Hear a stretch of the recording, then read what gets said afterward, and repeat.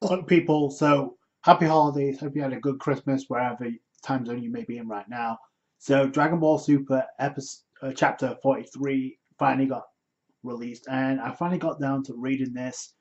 And it was mentioned at Jump Faster that they will be focusing more on the Dragon Ball Super manga than anything else, and that includes an anime continuation. We already got the movie on the way, so there's nothing really other to focus on. Chapter into, I guess, the Galactic Patrol Prisoner Arc with, I guess, Moro, the Planet Eater, and his introduction into this arc, and how much of a threat he was going to really good is he going to really be to the likes of Goku and Vegeta, because they were hyping him up to be like some sort of cosmic threat. I believe the next upcoming chapter is in on January 20th. January is going to be a big month for Dragon Ball. Number one, we're getting the North American release, as well as the rest of the world, being released to Dragon Ball Super Broly in the movie. So epicness will reach worldwide status by the end of January when it comes to Dragon Ball Super.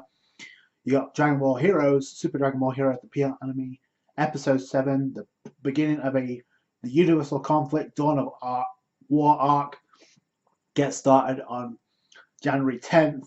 Here we get flashback 10 million years ago, and I guess Moro raining down meteors to the likes of the Grand Supreme Kai and South Kai, and that's kind of cool because we haven't seen him since he was absorbed by Kid. We come to find out he's able to not only bring down meteors 10 million years ago, so that's, I guess that was a big feat back then. You see the planet is trying to destroy. I'm assuming that's the world of the Kais because the layout is very much beautiful, or it's another planet the Kais are close by. But either way, we see animals being withered away. The life source or the life span of each of the animals, as well as the planet, is being drained.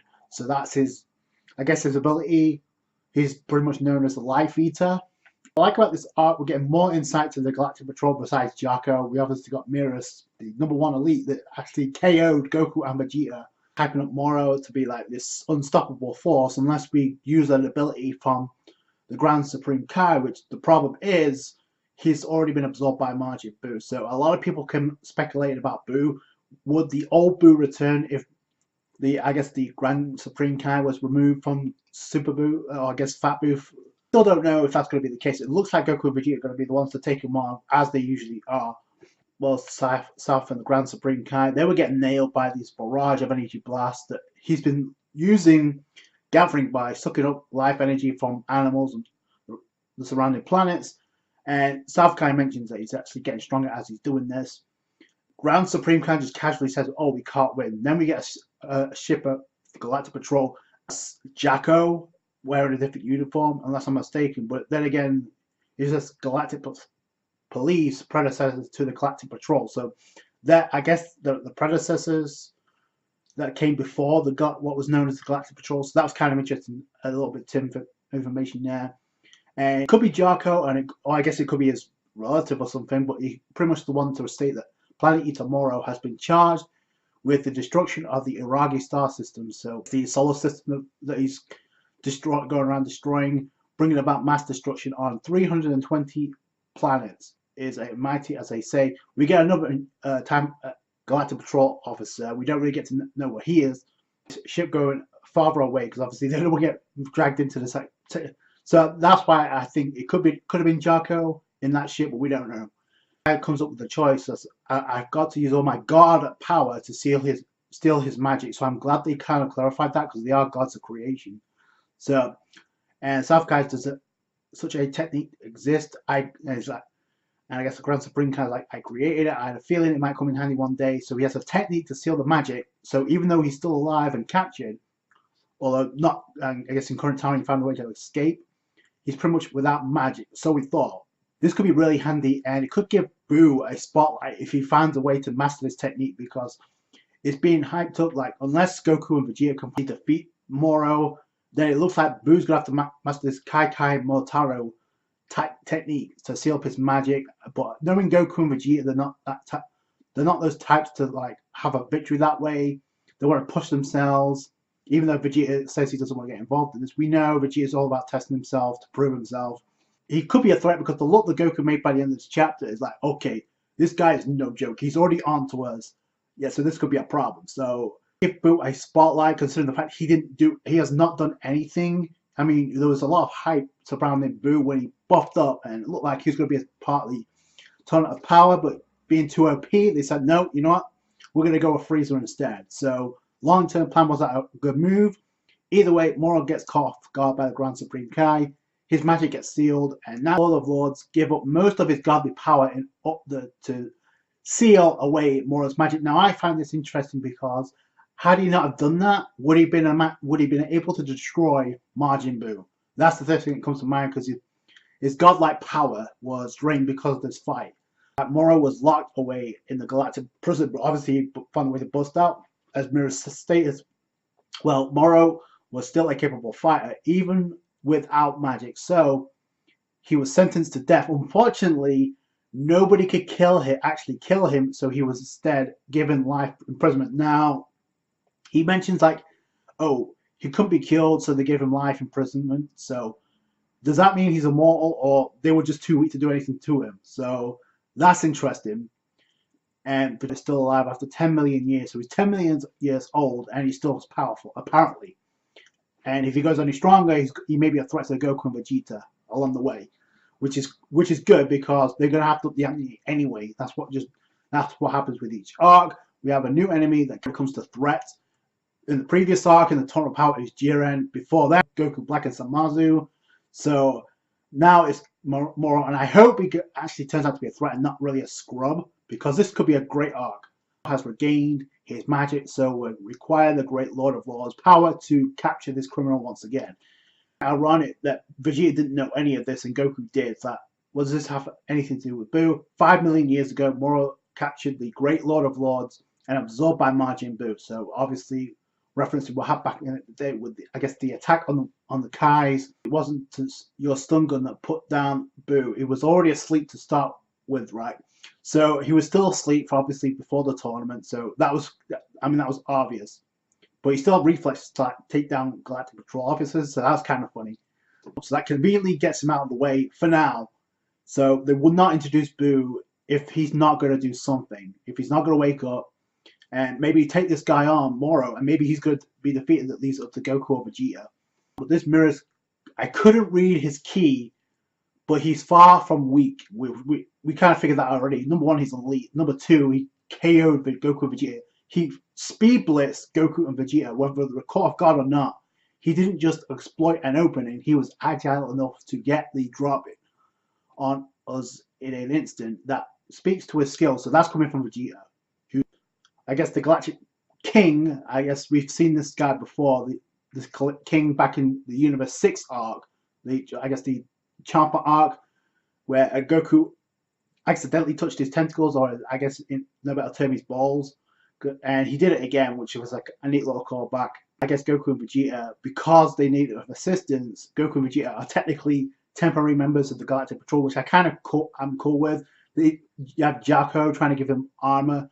It's like, even Goku's like, no, I don't want to wear that crap. It's like, but you need to be referenced to the Galactic Patrol. So here you go, you got symbols. So this is very reminiscent to the resurrection of F-Part, where we had Whis symboling both Goku and Vegeta with his symbol. Here is the Galactic Patrol. And I have to admit, it's kind of lit. And we do know a similar situation with, I guess, another character from, I guess, the Nintendo Switch game for Super Dragon Ball Heroes. We know he has the same symbol here. So whether or not that's kind of like a shout out to here, where he was thing, like it could be the same thing here with Goku and Vegeta. So I just find that very interesting. It looks like another group of bandits are under attack, and Mirrors catches this straight away. And Mirrors is like, yo, I gotta go, I gotta deal with this. I want to see what you're made of. Goku's like, yeah, it sounds like fun, I'm going. So they take the spirit ship alongside Jacko. And what I like about this, it feels like kind of old Dragon Ball in a way, because it's an adventure. It resolves itself without Goku and Vegeta doing anything. And Mirrors kind of handling this by himself. So I kind of like that in a way. We get, so I guess, Galactic Patrol doggies or officers giving chase to this train. Apparently has an interesting source of energy that's like able to power up ships, but it's very expensive. Called Blue Arum, which is nothing. It's a fuel source for all sorts of machines. Like on our Earth, you have Sky Gold. I guess it's the same thing here. It's very valuable. On on using that for weapons on their own right. And you see Pasta actually try to shoot Mirrors. It instantly dodges, so that's kind of cool. We get to see what he can do. I guess for no better term, they kind of scrubs. And it looks like they had a gun, and he throws it up in the air to make it seem like he's not doing anything. And then, boom. I think he controls the gun and then tries to shoot the cart away and separate Mirrors from Pasta. So I thought that's kind of an interesting technique. So he can control items by his key, it looks like. And even Vegeta's taken back by this. Like, yep, catch you later. Then he just speed blitzes, so he catches up with Penny and Pasta. So that was kind of fast on this part. And Goku comes in, and what I like about this is, and this may be a callback to the movie because we get a similar thing here, where we got some of Frieza Force members when they tried to sneak off with the Dragon Balls. You had Goku in the front of the ship. Spoiler alert. And he just hops and posts. I thought it was so funny. It's a neat little callback here. Same one here. It's like, hey Mirrors, I caught the bad guys, and they're like, he's with the Galactic Patrol because he's obviously got the symbol on. So they freak out, and he already did something. Now, according to Vegeta, he already got part of their ship that they tried to get away from Mirrors with. But he already tampered with the ship, part of the ship, so they won't be going too far. Even if Kakarot hadn't caught up in time, he would, because he wanted to save the conductor. So that was quick thinking on the part of Mirrors. But he's like, how did he have time to sabotage this ship? And Vegeta didn't notice that at all. So that's where I thought, okay, that's a feat. If Vegeta didn't see that, and obviously Goku had his priorities elsewhere, that was quite kind of fast on the part of Mirrors, you would think. You're hiding your power, so he's a lot stronger than he gives off. That's the impression you get from the end of this chapter. And I suppose you are capable of capturing more of this yourself, which obviously we knew, otherwise they wouldn't have gone out of the way to go on Earth. And I'm afraid not. I may be #1 in Galactic Patrol. Moro is in another league altogether, so that's the hype building for the antagonist. Whether or not he's a threat to Goku and Vegeta, we're just going to have to find out. But QCS squad was scouting, and they got a lock on Moro's location now. No matter what this happened to this squad, they could have been destroyed. And considering that Moro was by himself, Goku's like, oh, you know what? If I know which direction to look in, I'm going to try to read his key, so I can probably use instant transmission. Or it looked like he was going to use instant transmission, but then he backs up because we see a close up of Moro, and he's smiling, and Goku's like, uh-oh, he noticed. So he's like, he's on to us. Crap, this could be a problem. So I love how Goku's like, noticed that Goku was locking onto his key, and Moro was aware of this. So again, 10 million years of experience. So this is going to be interesting to see how much of a threat he is to Goku. When Goku and Vegeta are being greeted by Mirrors, it's like rumors of you two have reached us supposedly, so they're obviously aware of what Goku and Vegeta have been doing. As I don't know, since they're still stronger people that out there than in the universe is obviously referencing the other 12. Then Goku's like, look, we ran into another Saiyan recently. So that's referencing Broly, obviously. Spoiler alert for anybody else who watched the movie yet, but Broly survives, and that's Goku's referring to. So I don't know if he's going to be joining the fray, because Goku, by the end of the movie, Goku uses instant transmission. You know, Broly, I'm going to be coming back and forth to test you out. And Broly's more like a rival than anything else. Bloodthirsty anymore. Paragus is not a thing. Frieza's doing his own thing. So he could fit into this at some point. So I love how they incorporate that. Do tell. So before then, we have Vegeta thinking about Mirrors' moves. But I thought it was kind of cool that Goku referenced Broly. Even I guess so. This is the arc that takes place after Dragon Ball Super Broly, the whole movie, and whether or not that gets adapted in the manga, I do not know. But either way, that's going to be its own separate thing, a spin-off, I believe. So no question, they're hyping Broly up for something in the future. So otherwise, they would not have referenced that by Goku by the end of this chapter. But either way, got another threat on the part of Moro. How much of a problem will he be for Goku and Vegeta? We're going to find out. And apparently, he's already onto Goku. Does this mean he's going to attack the Galactic Patrol with Goku and Vegeta on?